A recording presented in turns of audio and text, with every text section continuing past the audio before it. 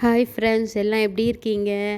எனக்கு நல்ல gold voice கொஞ்சம் ஒரு மாதிரியாக இருக்கும். Kindly bear with me. பொதுவாக கோல்டு பிடிச்சா நான்வெஜ் சூப் வச்சு கொடுப்பேன் நான்.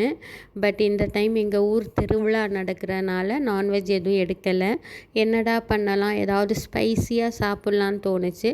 கோல்டுக்கு வெஜிடேரியன் ஆப்ஷன் மஷ்ரூம் ஒரு சூப்பரான ஒரு ஆப்ஷனுங்க. வீட்டில் ஒரு மஷ்ரூம் பேக்கெட் இருந்தது. ஓகே, அதை எடுத்து தண்ணி குழம்பு மாதிரி வச்சு ரைஸோடு சாப்பிட்லாம். நைட்டுக்கும் இட்லி தோசைக்கும் அது செட் ஆகும் சொல்லி செஞ்சேன். இந்த மாதிரி ஆக்சுவலாக மஷ்ரூம் வதக்குறப்ப நல்லா அந்த தண்ணி வெளியில் வர்ற வரைக்கும் வதக்கணும்.